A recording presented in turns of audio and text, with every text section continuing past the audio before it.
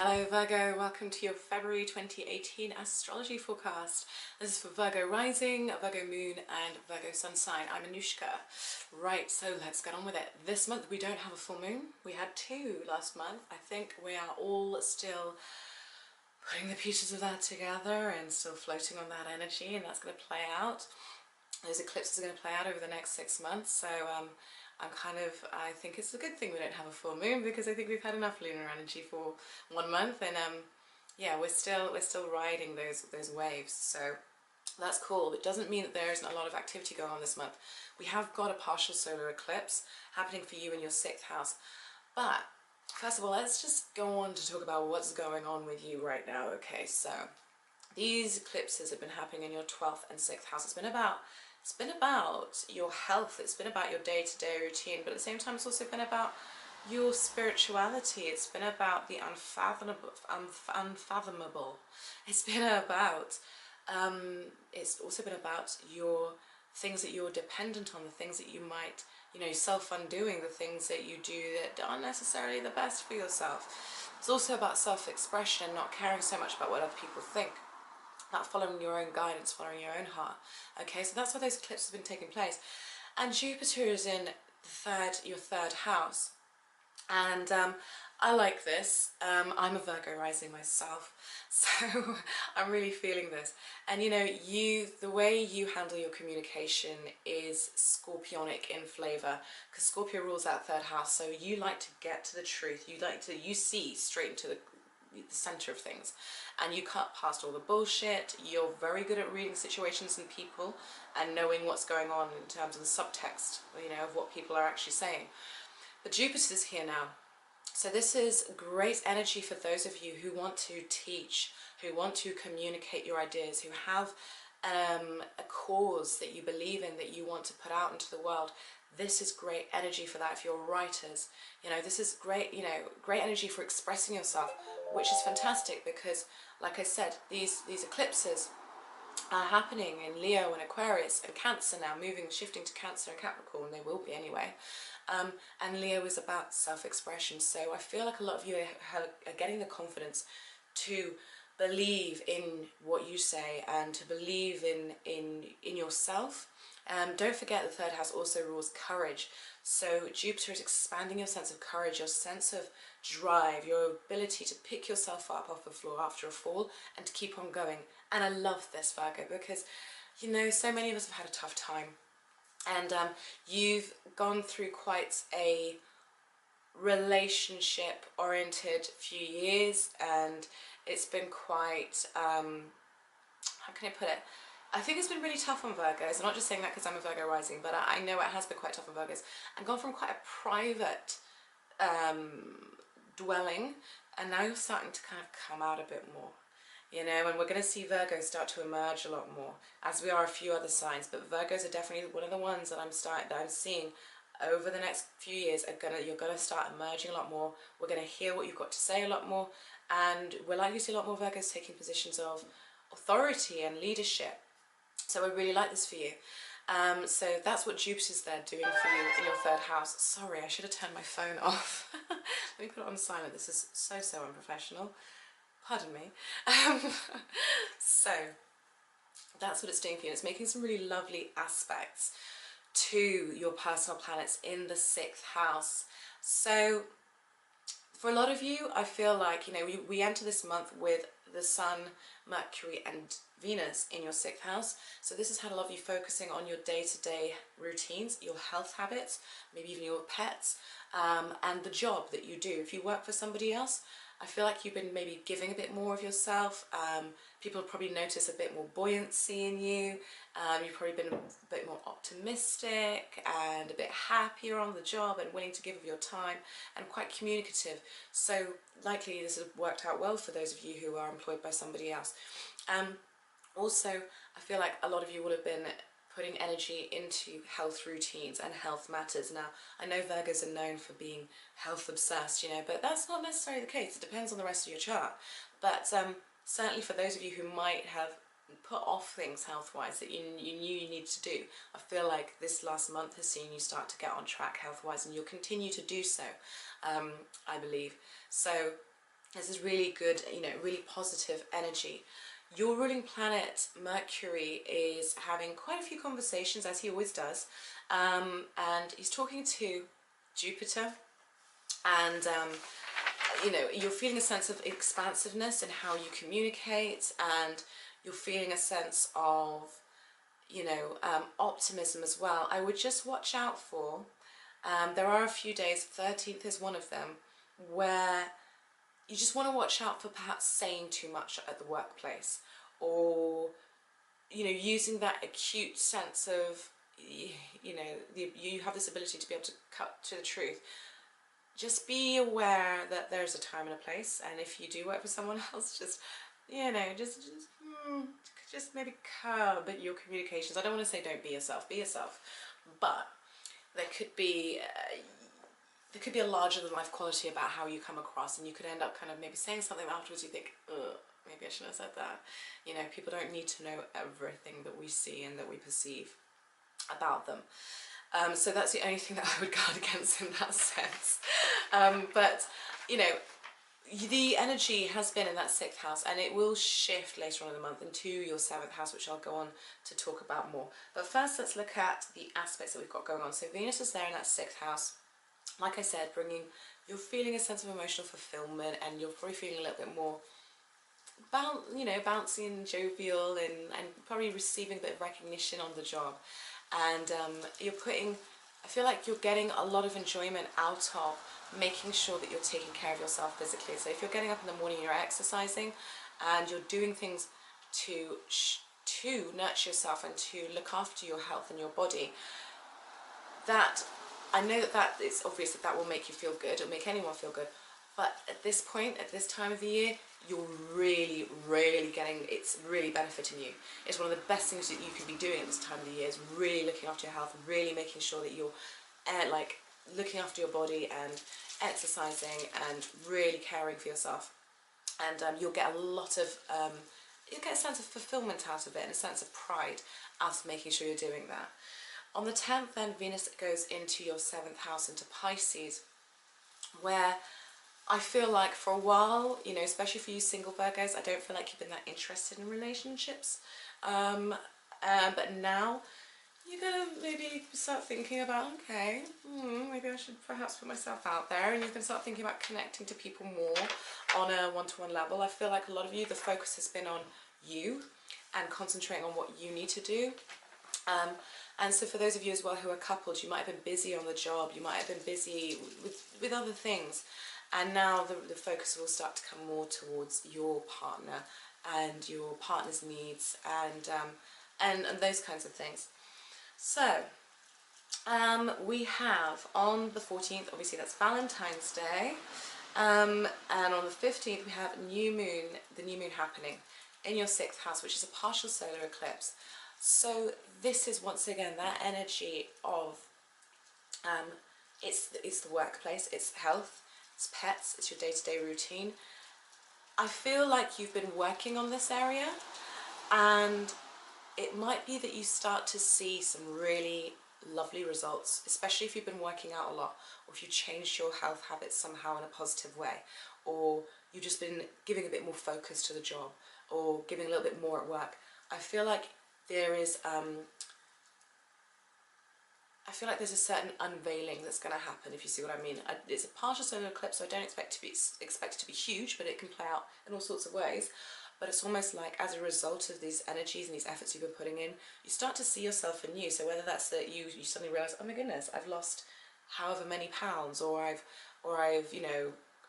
bench pressed however much, or my sleeping is so much better since I've been doing this thing. Suddenly you start to see a result. You know, you start to see yourself anew in some way, I think, in relation to these things: the job, health matters, day-to-day routine. So this is really positive energy, giving you strength, because at the end of the day, if we're not looking after ourselves and our bodies, it makes us much harder for us to be present in the moment. And if we can't be present, we aren't owning our power.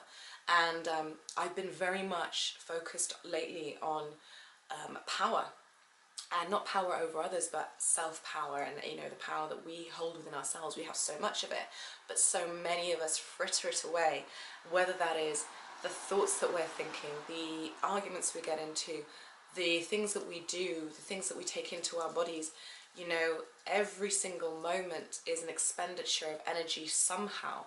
So how are you investing that energy, or are you not investing it? You know, and this is about that. It's like every single thought can either build towards your well-being, build towards your expansion, your happiness, your sense of peace, or it can take away and rob from it. What are you choosing on a day-to-day basis, on a moment-to-moment basis?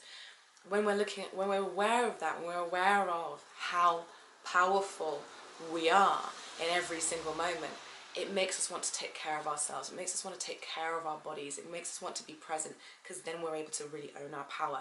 So I feel like for you, you're aware of this. A lot of Virgos know this. This is why you're so in touch with your bodies. You know, hey, if my body doesn't feel powerful, I don't feel powerful.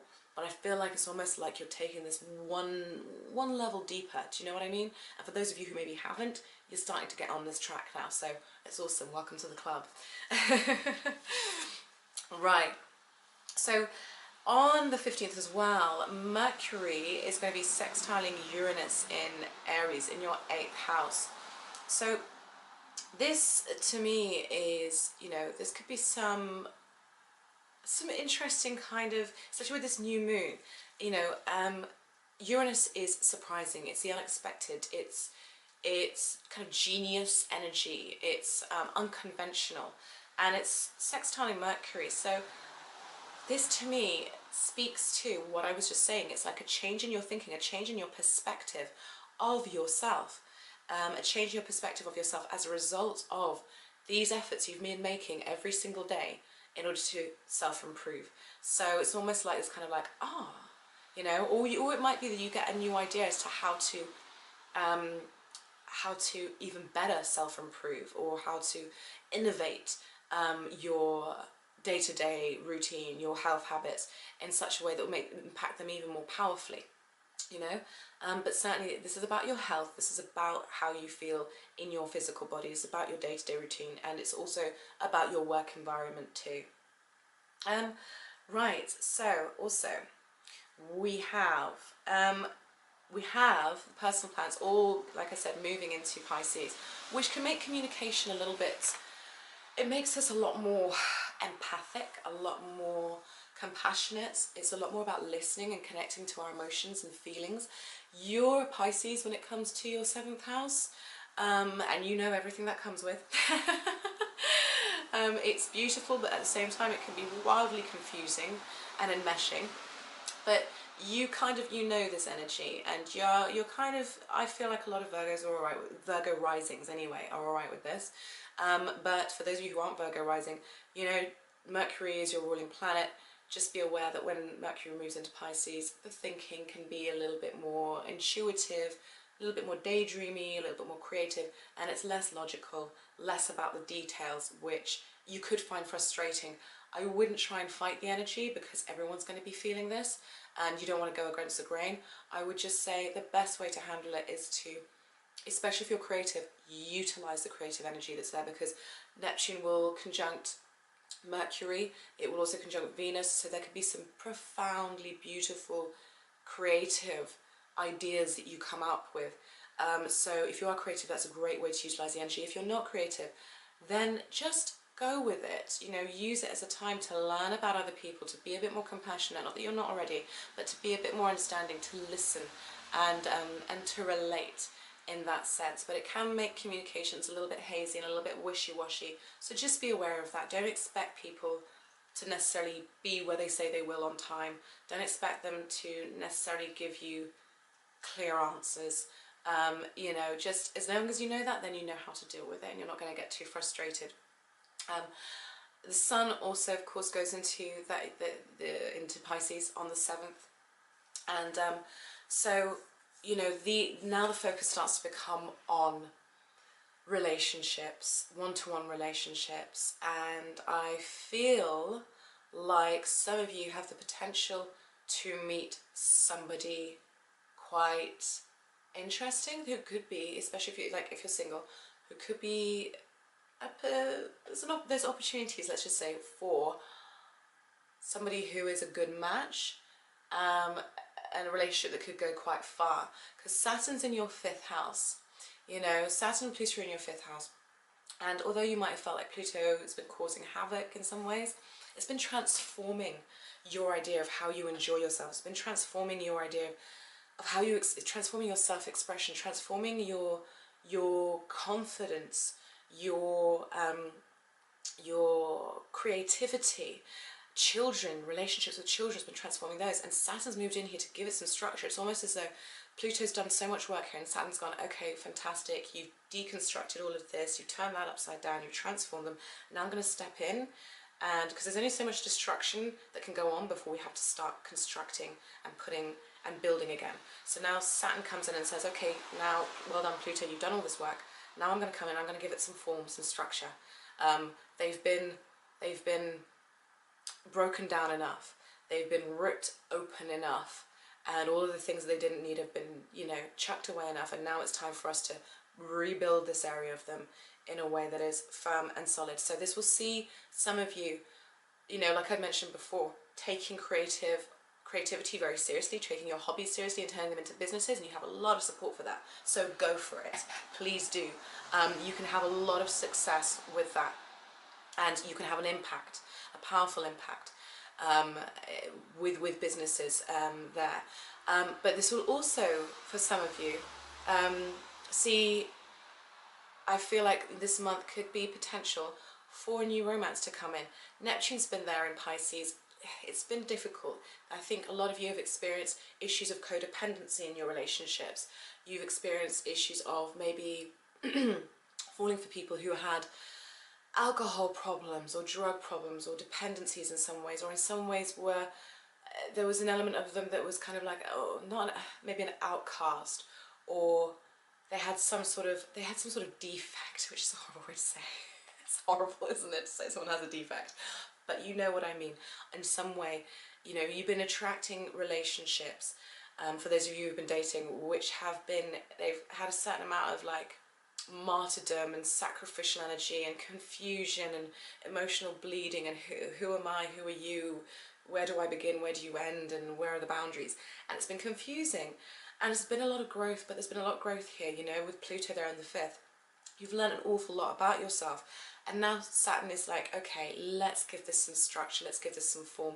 And you know, as we move on in the month after the 18th, you might see opportunity for people who actually are a bit more grounded, who actually don't have those kinds of codependency or maybe narcissistic or personality disorder traits, if you've been attracting that, but people who are a bit more grounded, maybe somebody who's even older than you. This could also be in business as well, the opportunity to meet somebody who's older than you who can teach you and guide you and give you valuable lessons. Typically with this aspect, you know, it is said that with these kinds of aspects, it's said that we're likely to attract people who are older than us, or where there's an age difference, so that's one possibility as well. It could play out in a myriad of ways, but you're going to start to focus more on your one-to-one relationships. So that can be friendships too, don't forget, you know, that can be friendships, and putting more energy into your friendships and really solidifying some of your friendships, and finding value in, maybe, you know, how can I put it, sometimes we take our friends for granted, we take the people who have been there for a long time for granted. This could see you starting to value, going, oh my goodness, you know what, that person's been there for me for a really long time, and I've gone through so much, and they're always there. Maybe I don't see them every day, but they're always there, and I want to spend some time with them. I want to show them how much I care about them. So this will see you focusing on those one-to-one relationships that mean something for you, and there will be opportunity for potentially a new relationship to come along now that might be quite slow to get going in a way, but it could be potentially very long lasting. There are a few aspects, like for instance, I think I mentioned Venus conjunct Neptune. This can play out, because it's in your 7th house, this can play out as this kind of, if you do meet someone, this kind of overwhelmingly like, oh my god, I'm in love and this person's amazing, and you just lose your head for a few days where you're just completely overcome by the magic and the spell of this person. Be aware of that, because ultimately we always have to come back down to earth. So there is a potential for that. Mercury also does the same thing, you know, conjuncts Pisces as well. But then we have, you know, as well, we've got Venus in that 7th house sextiling Pluto, and that's on the 27th in your 5th house. So this is powerful attraction. This is powerful magnetism to somebody. Somebody is drawing you in, or if you're in a relationship, you could just see, you know, sparks, you know, fly, and it could be very, very steamy time. But certainly if you're single, this could see a very powerful attraction to somebody. I would just let it play out, let it do what it needs to do. Don't get too caught up with it. Don't get too swept away by it, but certainly enjoy the process. For those of you who are coupled, like I said, you're going to be giving a lot more attention now to your partner, and probably having some lovely moments, especially towards the end of the month, with them, where you just feel connected and you just feel so close to them and really intimate, and just really, you know, as one. So all in all, this is really, really lovely energy. I'm hoping you can see me because the sun is really dipped. It's winter here, so I mean, it's on and off raining. But anyway, it's probably gone a bit dark. But yeah, I hope you have a wonderful month. I really like this for you, Virgo. I think there's some great opportunities in terms of, you know, if you want to do any teaching, if you want to present yourself to the world, if you want to, you know, speaking with a sense of authority, and also taking your creative projects and your passion seriously. And for those of you who've got children, you know, having some wonderful times with your children where you're just seeing them grow and starting to see the impact that you've had on them in positive ways, in a way that makes you feel really proud, you know, and really kind of amazed at who they're becoming. I see that, you know, as well as there's great potential for forming of new relationships, and also the appreciation of existing ones. So I really like this for you. If you would like, you can go on to watch my tarot reading for Virgo for this month. I am doing this for the first time. I've been wanting to do it for a while. So yeah, let me know what you think. Give me your insights. I would love to know if you've got any ideas, anything you'd like me to try. But yeah, see what you make of it. Anyway, all in all, I think this is a really great month, Virgo, and we are being given an opportunity to just move forward with our plans, and to move forward with what it is we want and desire, and to really master. For you, it's about mastering your creativity, owning your voice, owning your communication skills, owning your courage to show up in the world as yourself, and appreciating the relationships you have with others. Perfect. Have a wonderful month, Virgo. Take care. Bye-bye.